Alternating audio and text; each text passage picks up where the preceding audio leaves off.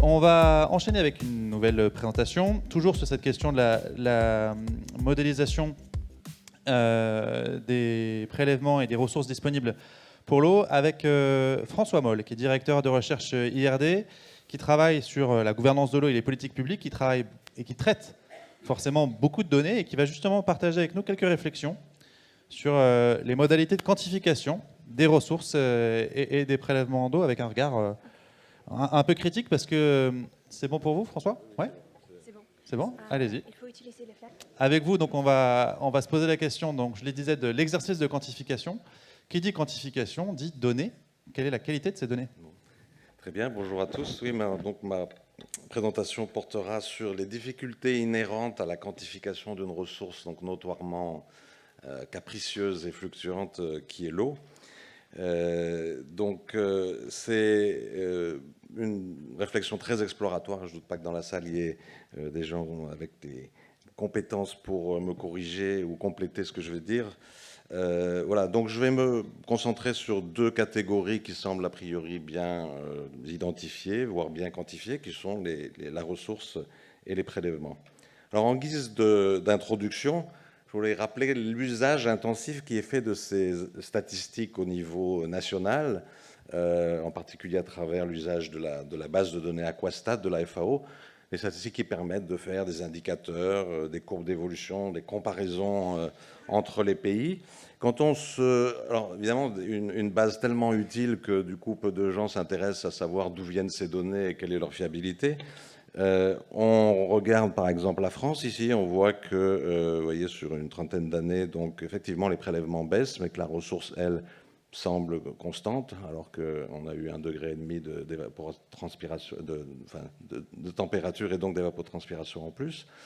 Quand on regarde au hasard le Maroc, sur 30 ans, on s'aperçoit que la ressource est elle aussi constante, alors qu'il est bien connu que la réduction de la ressource au Maroc dans les 30 dernières années est de l'ordre de 30%.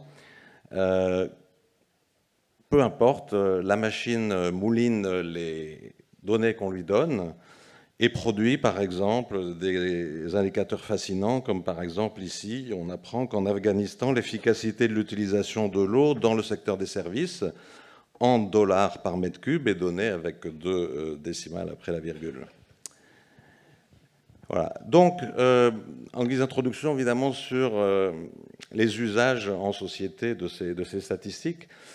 Rapidement, que dire donc d'abord de la ressource en France? Contrairement à ce que certains croient, on ne calcule pas la ressource disponible à partir de l'eau stockée dans les nappes, les réservoirs ou qui coule dans les rivières. On la calcule à partir d'une estimation des pluviométries auquel on retranche une autre estimation, celle de l'évapotranspiration. Donc on ne regarde pas les changements de stock. Ce n'est pas idéal, mais on ne peut pas faire mieux avec les ressources qu'on a. Quand on regarde les usages, ou plutôt les prélèvements, on a des graphiques colorés réconfortants qui donc nous donnent en France la répartition des prélèvements par type de secteur ou par type de source d'eau. Ces données nous permettent donc après de faire des belles courbes d'évolution, par exemple ici sur les prélèvements AEP qui baissent depuis une vingtaine d'années, ou l'agriculture qui fluctue comme on l'a vu, donc des tendances pas forcément faciles d'ailleurs à interpréter vu le nombre de facteurs qui interviennent. Alors voilà, la France recevrait en gros 500 milliards, Gilles l'a dit, de mètres cubes de pluie qui produisent 200 milliards d'eau bleue, sur lesquels on prélèverait 30 milliards pour en consommer finalement 5,3. Comme l'a souligné Gilles, il est difficile effectivement de prendre mesure des problèmes d'eau en France sur la base de telles statistiques. On voit que même au niveau des bassins, bien sûr, il y a des contrastes, mais que ce n'est pas tellement plus opérationnel. Et ça évidemment, ça nous enjoint à considérer d'autres questions plus fines sur comment passe-t-on, par exemple, de l'eau bleue à la ressource, donc ce qui est mobilisable, comment désagréger tout ça dans le temps, dans l'espace, combien de fois la même goutte d'eau est prélevée dans son cycle, dans son bassin versant, comment distinguer le brut et le net, plein de questions très compliquées sur lesquelles on n'a pas beaucoup de réponses. Ces données sont-elles fiables? Que peut-on en faire? Alors, sur cette fiabilité des données et la difficulté à collecter et analyser ces données, il y a un certain nombre de rapports et de sources qui montrent cette difficulté. J'ai choisi une très récente, puisqu'il s'agit d'un des rapports de la Cour des comptes de cette année, qui s'est livré donc à une tentative d'état des lieux, je cite le rapport, qui s'est heurté au peu de fiabilité des données accessibles relatives au prélèvement et à l'incohérence des informations provenant d'organismes différents. Bon, selon la base de données donc des prélèvements, BNPE, la même Cour des comptes relève que les prélèvements de la région des Hauts-de-France auraient augmenté de 200% entre 2012 et 2016, alors que les données fournies par l'Agence de l'eau concluent à une baisse de 5% entre 2009 et 2019. De telles incohérences, euphémise la Cour des comptes, jettent un doute sur la fiabilité des données consolidées au niveau national. Voilà. Alors, évidemment, c'est quand même un constat assez brut de décoffrage. Et forcément, on est amené à regarder plus en détail qu'est-ce qu'on mesure, qu'est-ce qu'on ne mesure pas, prendre en compte qu'effectivement, la plupart de ces données sont de l'ordre du déclaratif de la part des usagers, qu'on a d'énormes lacunes qui ont été illustrées précédemment donc, sur les prélèvements en particulier en irrigation individuelle, des lacunes sur les pompages domestiques des eaux souterraines, des lacunes dans notre compréhension et connaissance des différences entre prélèvement et consommation, sans parler des circulations entre eaux superficielles et eaux souterraines. Tout ça, effectivement, rend les choses un petit peu plus compliquées qu'on aurait souhaité.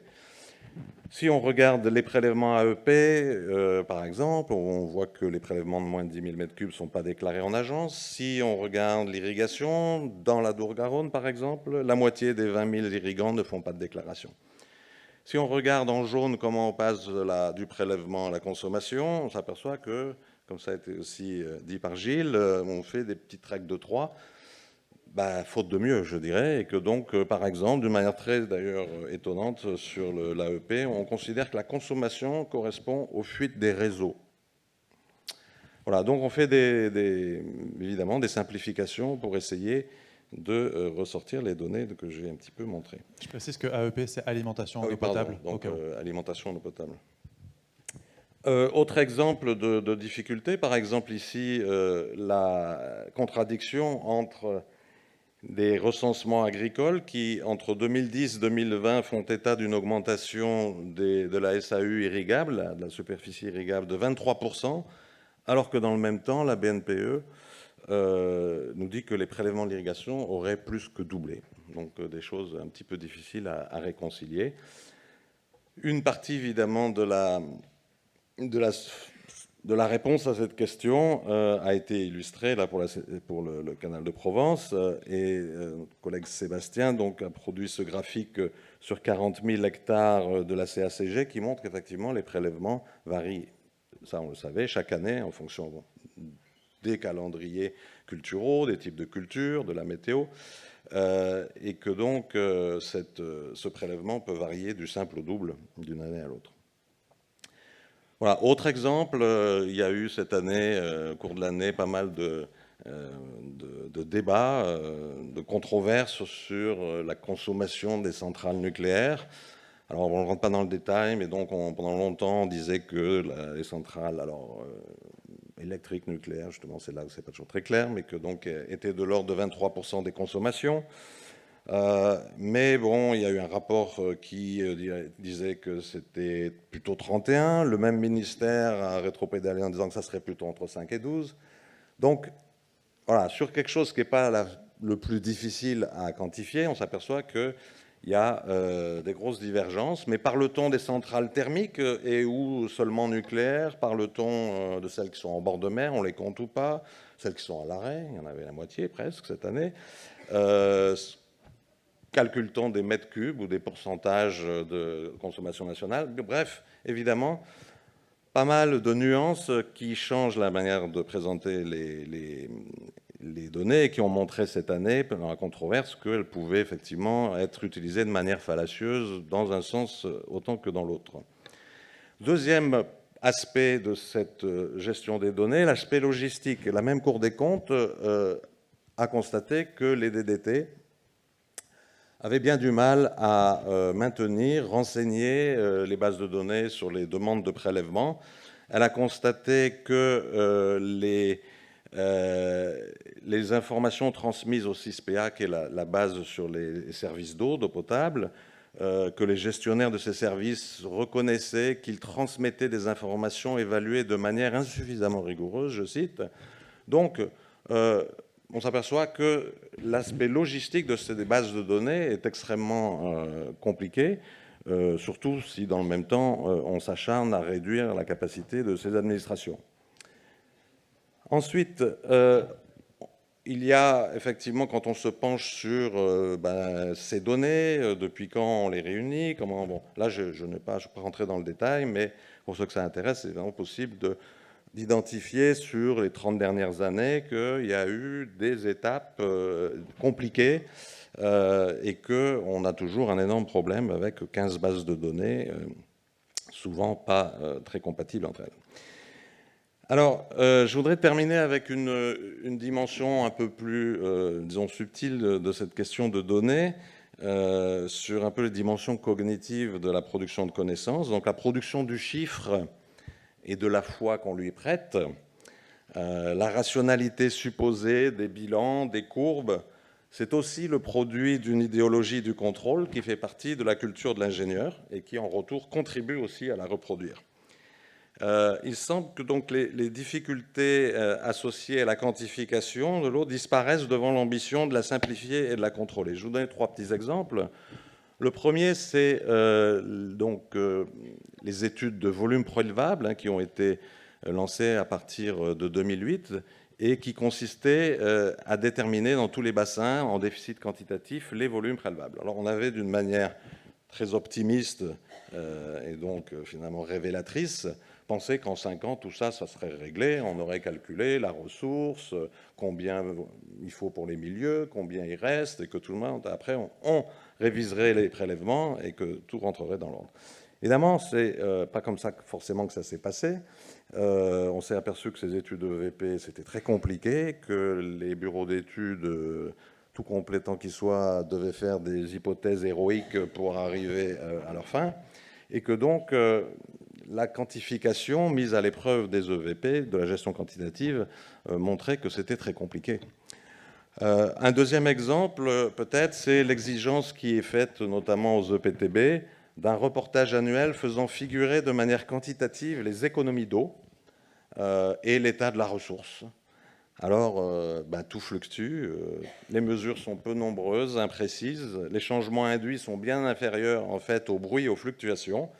Et ce genre d'exigence, évidemment, ne peut que produire des stratégies de contournement devant l'impossibilité de produire les chiffres dont pourtant l'administration a tant besoin pour mettre des économies en face des subventions.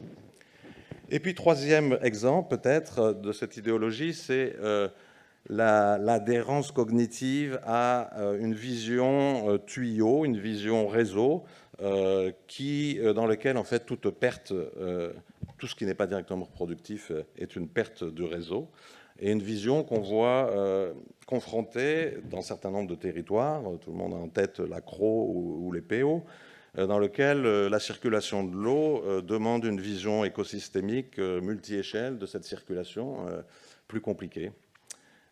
Voilà, donc je finis sur cette note avec juste quelques conclusions, qu'on accorde donc beaucoup d'importance à des chiffres souvent très imprécis, l'eau, ressource peu coopérative, par sa circulation, ses fluctuations, une définition, une couverture spatiale, une mesure, une gestion des données très problématique, une distinction entre prélèvement, consommation essentielle mais très complexe. Mais on croit, in fine, à notre capacité asymptotiquement à connaître et à contrôler l'eau, alors qu'une administration sans moyens, souvent débordée par 15 bases de données lacunaires, parfois peu fiables et concordantes, avec le corollaire finalement que si on veut plus d'informations précises, qui est souvent légitime pour améliorer la gestion, plus on risque de ne pas y arriver par manque de moyens humains et financiers. Et pour finir, ce que je viens de dire, on néglige en fait tout ce qu'on ne mesure pas.